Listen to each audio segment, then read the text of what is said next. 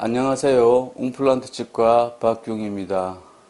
저번 시간까지 해서 드디어 필요한 고정력에 대한 예상은 끝났고 이제 얻을 수 있는 고정력, 즉 가용 고정력에 대해서 추가적인 평가를 마저 해보도록 하겠습니다. 왜냐하면 전에 살펴본 부분은 골질에 따라서 차이가 나는 고정력이었고 잔존 골량에 따라서도 역시 고정력 차이가 나기 때문인데 저번에 마저 말씀드리지 않은 것은 주어진 골량을 이렇게 해서 늘릴 수 있느냐, 특히 골이식을 해서 늘리는 것이 가능한 것인가 하는 이슈에 대해서 시간 관계상 뒤로 미뤘었기 때문입니다. 그래서 이번 시간에는 잔존 골량, 특히 잔존 골폭에 따라서 달라지는 가용 고정력과 이와 관련된 여러 이슈에 대해서 살펴보겠습니다. 이를 뽑은 경우는 정도의 차이가 있을 뿐이지 대부분의 경우 이렇게 잔존 골폭이 좁아지게 마련이고, 골폭은 협술 양측으로 줄어들기도 하지만 대부분 상하근 설측에서 하하근 협측에서 줄어듭니다. 왜냐하면 기능성 교두, 즉 펑셔널 커스프의 방향이 그렇기 때문이죠.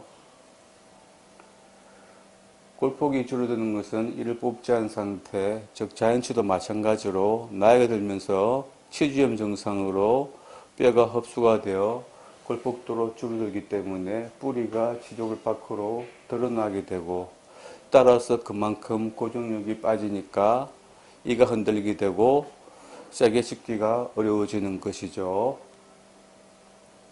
어쨌든 골폭이 좁아진 상태에서 만약 잔존 골폭을 무시하고 지름이 큰 픽스처를 심는다면 여기는 뼈가 없으니까 이만큼은 고정력을 얻지 못합니다. 만약 골질마저 안 좋다면 이 정도로 고정력을 얻게 될 겁니다. 하지만 자연치 뿔의 고정력은 협축만 빼고 변함이 없는 것이죠. 그러나 이렇게 픽스처 툴레 전체로 뼈가 둘러싸게 지름이 작은 픽스처를 심는 것이 정석입니다. 그 결과 픽스처의 지름은 작지만 전체에서 고정력을 얻게 됩니다. 오른쪽 방식이 정석이 되는 이유는 두 가지 이유가 있는데, 우선 가장 기본이 되는 고정력을 봤을 때 골질이 나쁜 경우에도 협술척에서는 골유착이 잘 되는 걸 알면서도 협척의 확실한 고정원을 포기하고 구태여 이렇게 심어본들 정석과 비교해서 고정력 차이가 별 차이가 없기 때문입니다. 얼른 이해가 안 되시겠지만 이 역시 착시 현상이고 면적만 봐서 그런 것입니다. 예를 들어서 1mm 잔존 골폭을 남겨서 치족을 밖으로 픽스처가 노출되게 지름 4.8을 심은 픽스처를 심은 경우와 0.5mm 잔존 골폭을 남겨서 빠듯하지만 어쨌든 픽스처 둘레 전체로 치조골이 둘러싸게끔 지름 3.8mm 픽스처를 심은 경우를 고정력 계산을 각각 해보면 4.8 픽스처의 둘레는 10.5mm이고 3.8 픽스처의 둘레는 11.93mm라서 오히려 못하고 지름 3.3mm와도 별 차이가 없습니다. 물론 4.8mm는 굵은 픽스처라서 나사가 덜 풀린다는 장점이 있지만 이 장점을 상쇄할 만한 큰 단점이 있는데, 노출된 픽스처와 맞닿는 잇몸은 염증이 잘 생긴다는 것으로서 이 방식이 정석이 못 되는 두 번째 이유가 됩니다. 이 점은 조금 후에 말씀드리겠습니다. 그래서 이렇게 정석대로 씻게 되면 골폭이 좁아질수록 식립 가능한 픽스처의 둘레가 작아집니다. 게다가 잔존 골 길이도 짧아져서 픽스처의 길이 짧아지므로 골폭이 넓은 경우보다 고정력 손해를 보는 것은 분명합니다. 얼마나 손해를 보는지 알려면 이 고정력 백분율표를 참고하면 되겠습니다.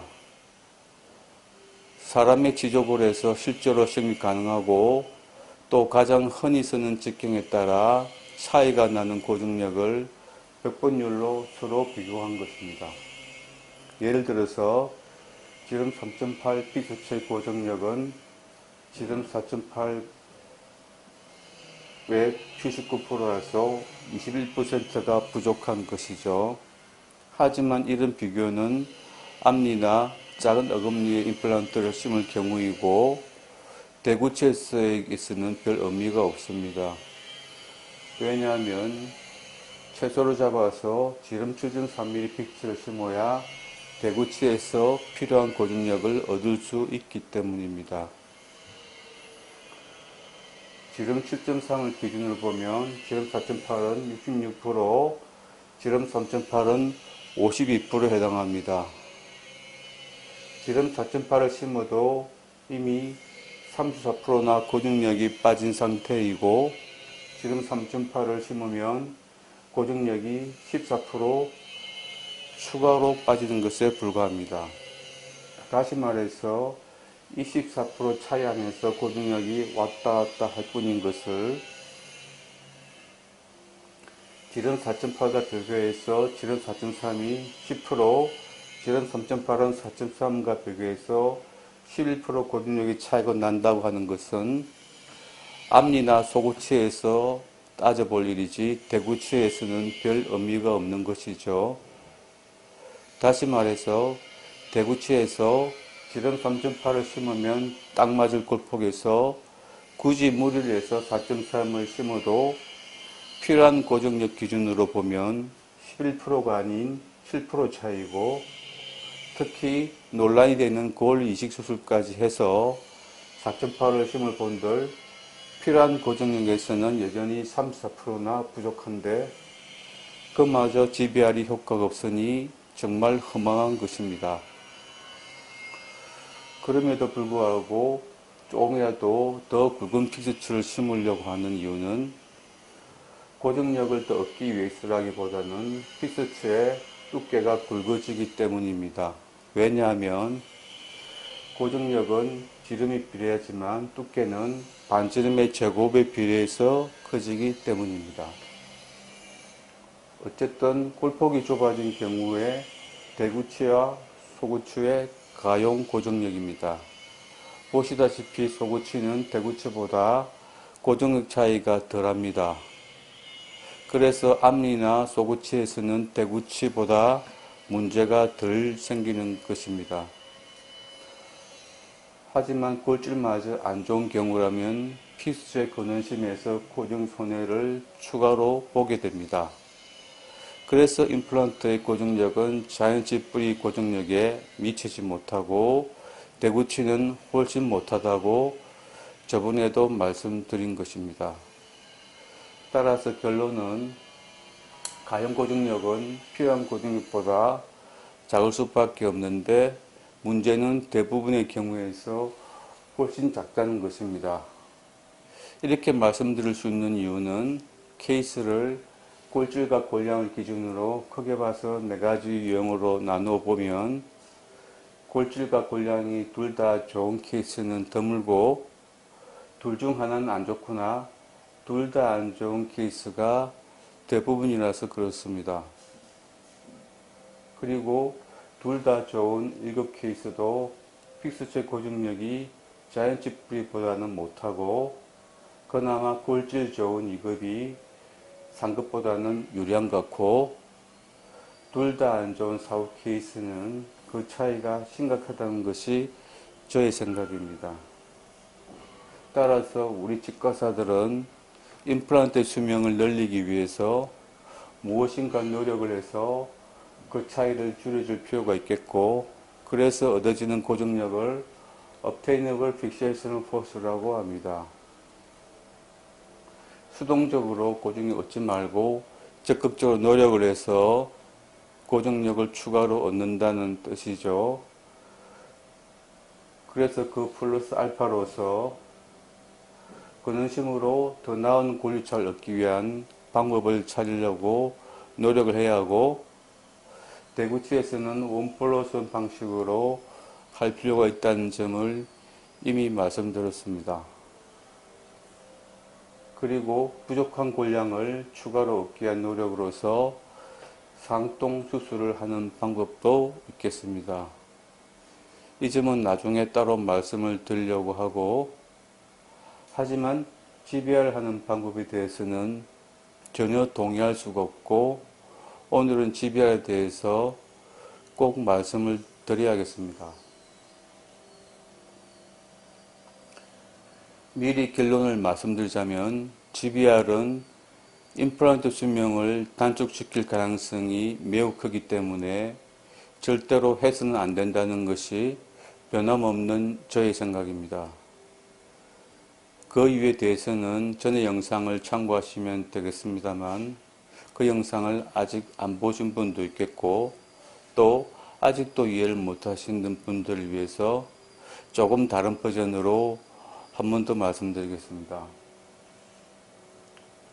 골폭이 좁아서 픽스처 밖으로 노출되는 부분에 뼈가 생기라고 알갱이 타입의 이식제를 쌓아 올리는 것이 GBR이고, 제일 처음 봤던 수술 방식에 고리식을 추가한 것이 되겠습니다. 그 결과 추가적인 고정을 얻으려면 두 가지 이런 조건을 갖춰야겠습니다. 즉, 단단한 칠밀골이 긴밀하게 픽스처 표면과 맞닿아야 하는 것입니다. 왜냐하면 정식대로 심으면 골질이 안 좋은 경우에도 픽스처의 협술척에서는 이 조건을 충족하는 성공적인 골유착이 어김없이 항상 되기 때문입니다. 그러나 이 사진은 GBR 케이스에서 염증이 생겨서 제거된 골 이식부의 사진입니다. 정도의 차이는 있겠지만 이식자 알갱이끼리 서로 엉켜 붙어 있는 상태이고, 진짜 뼈라면은 흡수가 될 망정 이렇게 덩어리로 떨어지지는 않겠죠. 이런 뼈가 단단한 치밀골이라고 주장하거나 또 픽스처를 제대로 받쳐줄 수 있다고 할 사람은 아무도 없을 것입니다. 다시 말해서 이런 뼈에 있어 픽스처가 성공적인 골유착을 얻고 있다고 할 수는 없는 것입니다. 그래도 혹시 진짜 뼈가 될 수 있지 않을까 하는 분들을 위해서 안 되는 이유를 치주학 혹은 골 생리학적 관점과 치과 재료학적 관점에서도 얼마든지 설명이 가능합니다만, 상동 수술과 중복된 부분이 있어서 기본적인 것만 말씀드리겠습니다. 평평한 골 표면에서는 그냥 축축해질 뿐이지 피가 고이지 않아서 혈병이 생기지 않습니다.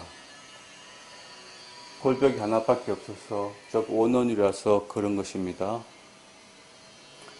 혈병이 없으니 당연히 뼈는 생기지 않습니다. 그러나 바닥이 약간 오목해지면서 골벽이 추가로 생겨 투홀이 되면 피가 고여서 작은 혈병이 생깁니다. 그리고 혈병과 맞닿는 골벽으로부터 골재생이 됩니다. 이 검은 화살표의 길이는 뼈가 생길 수 있는 범위입니다. 따라서 이 작은 혈병이 전부가 진짜 뼈가 될 수 있지만 그 양이 너무 작아서 의미가 없죠. 그래서 오른쪽 그림처럼 고리식을 하는 것입니다. 알갱이 형태의 고식제를 쌓아 올려서 얻고자 하는 골량만큼 모양을 만들어 혈병을 대신하려고 하는 것입니다. 그러나 알갱이가 빼곡하게 들어차서 혈병의 양이 매우 작고 또 피가 잘 안 통하게 됩니다. 그래서 뼈가 생기는 범위가 훨씬 줄어듭니다. 이것을 릿지 오그멘테이션이라고 하죠. 그런데 여기서는 그나마 이식부와 골벽과 맞닿고 있지만 GBR에서는 픽스처를 심기 때문에 이 부분의 골벽에서만 맞닿고 있고 이식부 대부분이 픽스처와 맞닿고 있습니다. 이 부분에서 뼈가 생기려면 뭘 보면 여기서부터 뼈가 자라 들어와야 되겠죠. 그래서 결과가 왼쪽보다 더 나쁘게 되어 알갱이끼리 엉켜 붙어 있게 되는 것이죠. 따라서 골격차기 개념을 정확하게 이해하고 있다면 GBR 하더라도 고정력을 추가로 얻지 못한다고 결론 지을 수밖에 없습니다. 그렇다면 GBR 효과가 없다고 하면 되지 절대로 해서는 안 된다는 이유가 무엇이냐고 할 수도 있겠습니다. 그 이유는 두 가지로 염증에 취약해지고 그 결과 픽스처의 수명이 단축되기 때문입니다. 잠시 쉬었다가 말씀드리겠습니다.